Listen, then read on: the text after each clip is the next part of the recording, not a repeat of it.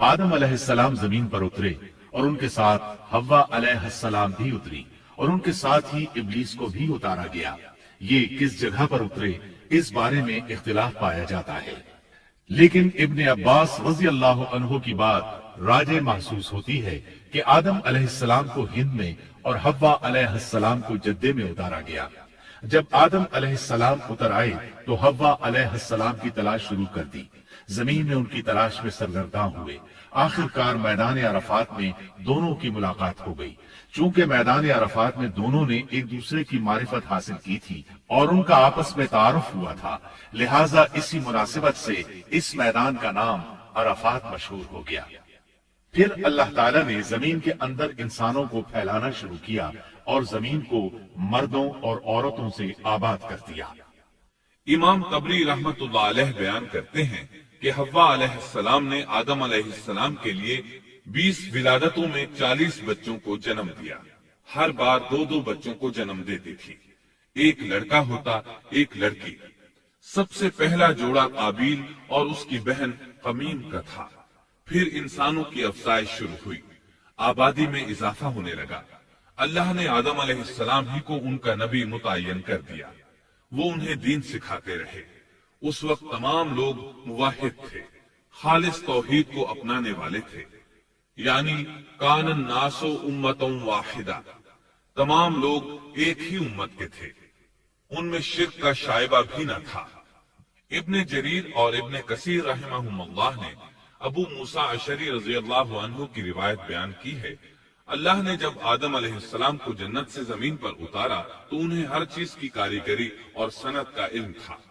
جب وہ اترے تو عالم بھی تھے، لباس میں ملبوس بھی تھے، کام کاج کے تمام طریقوں سے باخبر بھی تھے، لوہے، آگ، لکڑی اور کپڑے کے استعمال سے بھی بخوبی واقف تھے۔ ہمارے برعکس وہ ان کاموں کو اپنی ابتدا ہی سے جان چکے تھے، کیونکہ ہم سب لوگوں کا حال یہ ہے کہ جب تک سکھایا نہ جائے ہمیں کچھ نہیں آتا۔ آج کے دور میں بعض افریقی قبائل کے افراد وحشیانہ اور غیر مہذب زندگی گزارتے ہیں۔ علماء کا کہنا ہے کہ یہ لوگ زمین پر رہنے والوں میں سے گمراہ ترین انسان ہیں۔ انہوں نے بہترین زندگی ضائع کر دی اور گھٹیا زندگی کو پسند کیا۔ تہذیب و تمدن کا آغاز چونکہ ابتدائے آفرینش سے ہے، اس لیے ہر انسان کی فطرت میں تہذیب کی سوجھ بوجھ موجود ہے۔ بہرحال آدم علیہ السلام کے بعد انسانی مخلوق کی تعداد روز بروز بڑھتی چلی گئی اور انسانی کمزوریوں کی بنا پر گناہ شروع ہو گئے۔ زمین پر سب سے پہلے ہونے والی معصیت قابیل کے ہاتھوں اپنے بھائی حابیل کے قتل کی صورت میں سامنے آئی۔ اللہ تعالیٰ نے قرآن مجید میں قابیل اور اس کے بھائی حابیل کا قصہ بیان کیا ہے۔ قابیل قرخت اور درست طبیعت کا مالک تھا، جبکہ اس کا بھائی حابیل رحم دل اور نرم طبیعت تھا۔ قابیل کھیتی باڑی کرتا تھا اور حابیل مویشی چراتا تھا۔ حابیل کے نرم دل ہونے کی ایک وجہ اس کا بکریاں چرانا تھا، کیونکہ ایک چرواہا اپنی بکری کو بھوکا دیکھ کر اسے چارہ کھلائے بغیر نہیں رہتا، نہیں وہ کسی بکری کو پیاسا دیکھ کر اسے بھول جاتا ہے۔ اپنے جانور پر اس کی طاقت سے زیادہ بوجھ بھی نہیں لاتا۔ بنی نوع انسان کی تعداد میں اضافے کے لیے اس وقت ایسا قانون تھا جو اب حرام ہے، اور وہ ہے بہن کے ساتھ نکاح۔ چونکہ اس وقت کے سب لوگ آدم علیہ السلام کی حقیقی اولاد تھے اور آپس میں بہن بھائی تھے، اس لیے اس وقت کی شریعت کی روح سے قابیل اپنے ساتھ جڑواں پیدا ہونے والی بہن کے سوا کسی دوسری بہن سے شادی کر سکتا تھا، اور اسی طرح حابیل اپنے ساتھ جڑواں پیدا ہونے والی بہن کے علاوہ کسی دوسری بہن سے شادی کر سکتا تھا۔ اس کی صورت یہ تھی کہ قابیل کی شادی حابیل کی بہن سے ہو اور حابیل کی شادی قابیل کی بہن سے ہو، لیکن ہوا یہ کہ حابیل کی بہن خوبصورتی میں قابیل کی بہن سے کم تھی، اس لیے قابیل نے حابیل کی بہن سے شادی کرنے سے انکار کر دیا اور اپنی جڑواں بہن سے شادی کی خواہش ظاہر کی، لیکن ایسا کرنا آدم علیہ السلام کی شریعت میں حرام تھا۔ آپ نبی بھی تھے اور رسول بھی۔ رسول اور نبی میں فرق یہ ہے کہ رسول پر شریعت اور احکام نازل ہوتے ہیں، لیکن نبی پر شریعت نازل نہیں ہوتی، البتہ اس کی طرف وحی نازل ہوتی ہے اور معجزات عطا کیے جاتے ہیں، جبکہ شریعت صرف رسولوں ہی پر نازل کی جاتی ہے۔ آدم علیہ السلام بھی چونکہ رسول تھے، اس لیے ان کی شریعت میں یہ قانون تھا کہ کوئی شخص اپنے ساتھ جڑواں پیدا ہونے والی بہن کے ساتھ شادی نہیں کر سکتا۔ قابیل اس شرعی حکم کی وجہ سے غضبناک ہو گیا۔ اس نے تعجب کا اظہار کرتے ہوئے اس قانون کو ماننے سے انکار کر دیا۔ آدم علیہ السلام نے ان دونوں کے درمیان فیصلہ کرتے ہوئے انہیں حکم دیا کہ دونوں اللہ کے حضور ایک ہدیہ پیش کریں۔ ہدیہ اس جانور کو کہتے ہیں جسے اللہ کے نام پر ذبح کر کے فقراء میں تقسیم کر دیا جائے۔ اس سے مقصود اللہ کے لیے اپنی نیت کو خالص کرنا ہوتا ہے۔ اس عمل کو قربانی کہا جاتا ہے۔ آدم علیہ السلام کے زمانے میں قربانی کا جو قانون تھا اس کے قبول ہونے کی نشانی طے تھی، اور وہ یہ کہ آسمان سے ایک آگ نمودار ہوتی اور اس قربانی کو جلا دیتی۔ اس کا مطلب تھا قربانی قبول ہو چکی ہے، اور اگر آگ قربانی کو نہ جلاتی تو سمجھ لیا جاتا کہ قربانی قبول نہیں ہوئی۔ آخر قربانی کا دن آ پہنچا۔ حابیل نے اپنے مویشیوں میں سے ایک بہترین جانور لیا اور قربان گاہ میں لا کر اللہ کے حضور پیش کر دیا۔ دوسری طرف قابیل نے اپنی کھیتی کے غلے میں سے ردی قسم کا غلہ قربانی کے لیے پیش کیا۔ دوسرے دن دونوں قربان گاہ پہنچے تو انہوں نے دیکھا کہ حابیل کی قربانی قبول ہو چکی ہے، جبکہ قابیل کی قربانی کو آگ نے چھوا تک نہیں تھا۔ یہ دیکھ کر قابیل حابیل پر غضبناک ہوا۔ شیطان نے بھی اسے وسوسے میں مبتلا کیا کہ اپنے بھائی کو قتل کر دے۔ اس نے اپنے بھائی حابیل کو جان سے مار ڈالنے کا پختہ ارادہ کر لیا۔ اس وقت تک روئے زمین پر کوئی انسان قتل نہیں ہوا تھا۔ انسانی تاریخ میں یہ پہلا قتل ہے جس کا ارتکاب قابیل نے کیا۔ وہ اپنے بھائی حابیل کے پاس گیا اور اس سے بولا، میں تجھے قتل کر دوں گا۔ جواب میں حابیل نے کہا، اگر تو مجھے قتل کرنے کی کوشش کرے گا تو میں اپنے دفاع میں ہاتھ نہیں اٹھاؤں گا، اس لیے کہ میں چاہتا ہوں تو اپنے دیگر گناہوں کے ساتھ میرے قتل کا گناہ بھی اٹھا لے، تیرے گناہ زیادہ ہو جائیں۔ چنانچہ ایک تاریک رات میں حابیل سویا ہوا تھا کہ قابیل ایک بڑا سا پتھر اٹھا کر اس کے پاس آیا۔ اس نے وہ پتھر اپنے بھائی کے سر پر دے مارا۔ اس طرح اس نے حابیل کو قتل کر دیا۔ روئے زمین پر قتل کی ابتدا کر دی، زمین کو پہلے خون سے رنگ دیا۔ تاریخ انسانی میں یہ سب سے پہلا جرم تھا جو قابیل کے ہاتھوں ہوا۔ قتل تو وہ کر بیٹھا، اب حیران اور پریشان ہوا کہ اس کی لاش کا کیا کرے۔ اس وقت تک نسل انسانی موت سے بھی دوچار نہیں ہوئی تھی۔